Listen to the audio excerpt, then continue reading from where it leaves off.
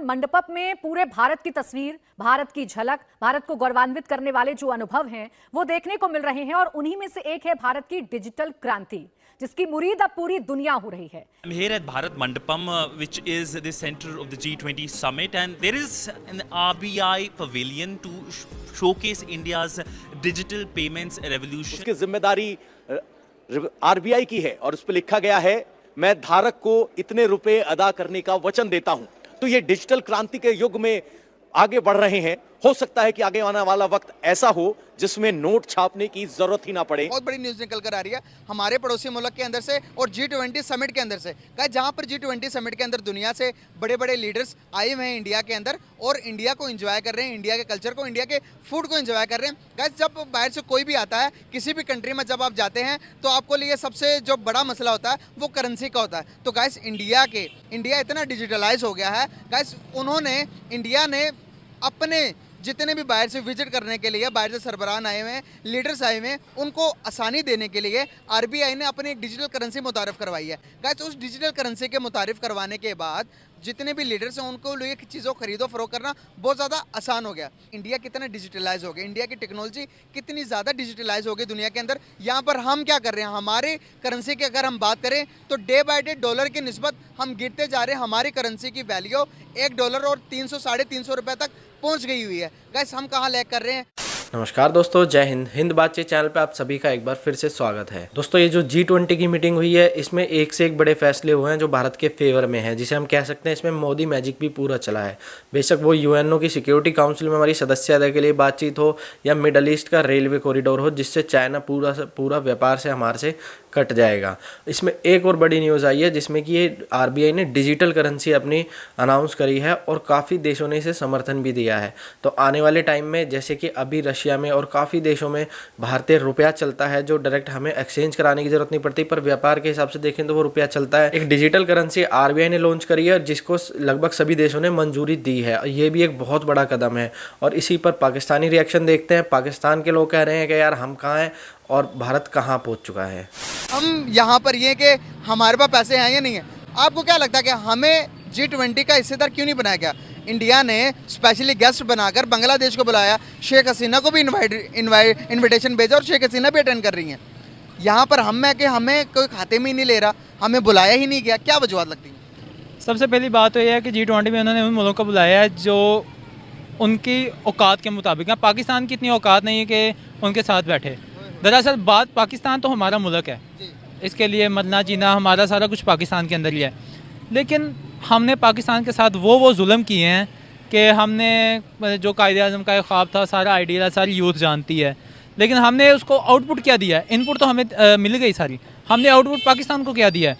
तो ज़ाहिर सी बात है कि हमारा जो दुनिया के सामने मेयार है, जो हमारी मॉरल वैल्यूज़ हैं, इमेज है, वो सारी इतनी गंदी हो गई है कि हम लोग कभी भी दुनिया G20 का अगर हिस्सा बन भी जाएँ तो क्या भैंस की दुम उनके सामने हम लोग क्या करेंगे?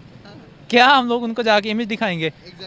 अब हम लोग $1 अरब के लिए उनके सबसे मांगते हैं, लेकिन अब वो $1 अरब भी आ गया, उसमें से 50 जो मिलियन डॉलर वो हमने खुद खा जाना है। तो फिर जाहिर सी बात है कि इंडिया कहाँ पे, हम कहाँ पे हैं, तो खुद अंदाज़ा आप लोग लगा सकते हैं इस चीज़ से। चीज़ में डिजिटलाइज बाहर की दुनिया में देखेंगे, जो बाइडेन खुद उनके कंट्री में आया हुआ है, हिंदुस्तान के अंदर मौजूद है। इस टाइम वो कुछ भी बात करते हैं। अभी वो बेल्ट एंड रोड इनिशिएटिव बनाने जा रहे हैं जिसके अंदर मिडल ईस्ट, जिसके अंदर आप देखेंगे कि बड़ी बड़ी कंट्रीज शामिल हैं। सारा यूरोप आता है उसके अंदर, मिडल ईस्ट के साथ मिलके इंडिया, और पूरी ट्रेन का एक रोड जाएगा, पूरी दुनिया को कवर करेगा। आप मुझे बताएं कि हमने चाइना के साथ किया हुआ है जिसके अंदर टोटल 4 मुल्क हैं। तो अब चाइना को टक्कर देगा इंडिया आने वाले टाइम के अंदर? अब बराबर की टक्कर देगा या टक्कर दे ही नहीं सकता? सर, बात यह है कि बात वही है कि वो अपने मुल्क के साथ मुखलिस है जी। वो कोई भी काम करता है वो अपने मुल्क के फ़ायदे के लिए करता है। पाकिस्तान, नो डाउट कि पाकिस्तान भी करता है, वो सिर्फ दिखावे के लिए करता है। अच्छा। तो चीन का भी जो है ना, वो यही काम है कि वो अपने जो है ना मुल्क के लिए, अपनी आवाम के लिए काम करता है, अपने मुल्क का इमेज बनाने के लिए काम करता है। तो बात फिर वही है कि वो स्टेप ले रहे हैं कि जो उनके मुल्क को ऊपर करें। पाकिस्तान में ऐसा कोई भी नहीं है, हम लोग 100 साल पीछे हैं। हम लोगों के अंदर जो यहाँ पे रेलवे लाइन बिछी हुई है वो इंडिया अंग्रेज़ों की है। इसके अलावा ये जो अगर हम लोग अनारकली देखें, ये अंग्रेज़ों के दौर का है, हर चीज़ अंग्रेज़ों के दौर की। हमने क्या बनाया? तो फिर बात तो फिर वही है ना कि हम लोग वही उनके जो छोड़े हुए जो उनके खंडरात हैं, हम लोग उसी में रह रहे हैं। तो हम लोगों ने अपने लिए कुछ नहीं किया। तो बात तो यही है कि हम लोग खुद अपने मुल्क के साथ मुखलिस हों, अच्छा काम करें, सारा कुछ करें, तो ही हमारा मुल्क तरक्की करता है, नहीं तो वैसा कुछ नहीं बनेगा। बिल्कुल सही। गाइस, आपने देखा पाकिस्तानी नौजवान है जिनका कहना ये है कि सबसे पहले दूसरी दुनिया की बात तो हम तब करेंगे, इंडिया के साथ रिलेशन की बात भी तब करेंगे जब हम अपने रिलेशन, अपने अंदर के मामलात को पहले सॉर्ट आउट करेंगे, अदर फिर हम जाकर वर्ल्ड वाइड के अंदर बात कर सकते हैं। सर एक जो पाकिस्तान के अंदर डिस्कशन हो रही है, एक बड़ा हल्का इसको डिस्कस कर रहा है, वो कह रहा है भाई कहाँ गई मुस्लिम उम्मा, कहाँ गए इस्लामिक कॉन्फ्रेंस, कहाँ गए अरब्स, तो आज इंडिया के साथ हाथ में ला रहे हैं। हमने जो नैरेटिव पाकिस्तान में बनाया था मुल्लास का, और उस वक़्त एक मुल्ला मिलिट्री अलायंस पाकिस्तान में बना और सारा कुछ ये सारा चीज़ें वहाँ से इंपोर्ट हुई। आज सऊदी अरब और यूएई जो है बिल्कुल उन्होंने सही फैसला लिया है, उन्होंने इंडिया से हाथ मिला लिया है। तारड़ साहब, क्या पाकिस्तान के अंदर कैपेसिटी है कि हम कोर्स करेक्शन कर सकते हैं? मुस्लिम उम्मा हमने देखा कि हमने उनको रोकने की कोशिश की, भारत से बड़ी देर हमने रोका, लेकिन आज यूएई और सऊदी अरब जो है वो दोनों नरेंद्र मोदी के दाएं और बाएं बैठे हुए थे, और मोदी साहब जो हैं आज बाइडेन और उनका हाथ शेक हैंड करवा रहे थे कि इस वक्त जो सऊदी अरेबिया के हवाले से जब मैं बात करूं, हर मुल्क अपने फाइनेंशियल इंटरेस्ट बेस्ड डिसीजन ले रहा है, हर कंट्री।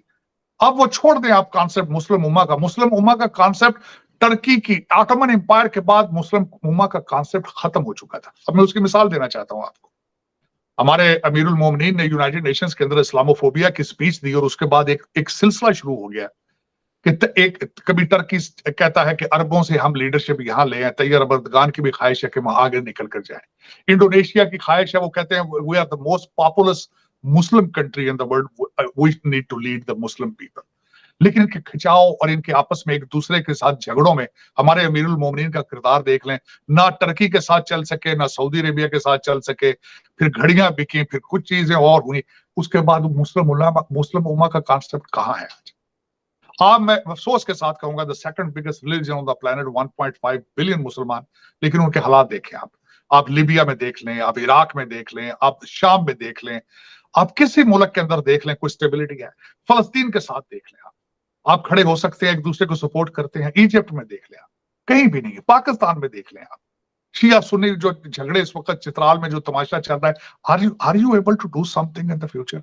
यहां से जो लम्हा फिक्रिया है, जो सोचने का मुकाम ये है, यू स्टिल नॉट लेट। आज भी सोचें कि बच्चों को मैथ पढ़ाएं, बच्चों के ऊपर इन्वेस्टमेंट करें। मेरे जो बच्चे टर्की के साथ आके समुद्र में डूब रहे हैं, उनको इंग्लिश और मैथ सिखाएं, उनको ये बार बार जिहाद का टीका ना लगाएं उनको, क्योंकि now we are living in a geo economic century. इस सेंचुरी के अंदर वायलेंस क्या कोई गुंजाइश ही मौजूद नहीं। चीमा साहब, आज सबसे बड़ा सीक्रेट भारत की तरक्की का उनका अमेरिकन डायस्पोरा, उनका इंडियन डायस्पोरा, उनकी तालीम, उनकी सक्सेस। मैं आज जो बात मैं करना चाह रहा था, ब्राजील साउथ अमेरिका की सबसे बड़ी इकोनॉमी, सबसे बड़ी, जो डी सिल्वा आज बैठे थे, उनकी 3 बातें मैंने उनके इंटरव्यू में जो दी है भारत में, उन्होंने कहा है कि आज सबसे चीपेस्ट स्पेस ट्रैवलिंग जो भारत ने की है, वहां पे ना अमेरिका जा सका है चांद के उस हिस्से पे, ना उसमें रशिया जा सका है, ना चाइना जा सका है। मेरे बच्चे क्यों नहीं ये सुनते बात? मेरे 25 करोड़ लोग, मेरे दोस्त क्यों अंधे हो चुके हैं कि भारत अपनी चांद के उस हिस्से पे लैंड किया है जहां अमेरिका लैंड नहीं कर सका, रशिया लैंड नहीं कर सका वहां पे। तो अगर इनको मैं कहूं कि आप इंडिया का मॉडल देख लें, कुछ सीख लें, ये मेरे खिलाफ ये बातें शुरू करने, कहते हैं ये इराक का एजेंडा है, कहते ये पाकिस्तान बैशिंग करता है। और मैं तो मेहनत ये कर रहा हूं, सीख लो उनसे कुछ यार। मैं तो खुद बहाजिर होकर बाहर बैठा हूं, मुझे तो खुद आपके सिस्टम ने रिजेक्ट करके निकाला है वहां से। लेकिन आप क्यों नहीं सीखना चाहते? आप कितनी नफरत क्यों है भारत के साथ आपकी? हालांकि आपकी सर्वाइवल के लिए जरूरी है कि आप भारत के साथ ट्रेड करें। क्यों नहीं इस चीज पे सोचते? आप दालें ऑस्ट्रेलिया से मंगा रहे हैं, आप दालें अमेरिका से मंगा रहे हैं, साथ पड़ोस से क्यों नहीं मंगाते? अब मैं उसकी मिसाल देना चाहता हूं। इस वक्त अमेरिका और चाइना दोनों बॉर्डर के ऊपर खड़े हैं, हालते जंग में है, लेकिन ट्रेड उनका पीक पे है। क्या वजह है कि आपकी आंखों पे क्या पट्टी बंधी है? क्या वजह है? आप क्यों नहीं सोचते? यही एक बात है। लेकिन मैं समझता हूं जब तक आप भारत के साथ, बांग्लादेश के साथ, आप ईरान के साथ, अफगानिस्तान के साथ आप ट्रेड नहीं करेंगे, हालात बेहतर नहीं करेंगे, आप आप सर्वाइव ही नहीं कर पाएंगे। तरक्की तो बहुत दूर की बात है। दोस्तों, जब मदरसों को खोलने के लिए फंडिंग की जाएगी स्कूलों की जगह, और आतंकियों को बनाने के लिए फंडिंग की जाएगी, तो देश को तो पीछे तुम्हारे आना ही था। बाकी आपको वीडियो कैसी लगी? वीडियो अच्छी लगी हो तो वीडियो को लाइक कर देना, चैनल पर नए हैं तो चैनल को सब्सक्राइब कर देना और बेल आइकन ऑन कर देना। कल फिर मिलते हैं ऐसी ही वीडियो के साथ, तब तक के लिए जय हिंद, वंदे मातरम।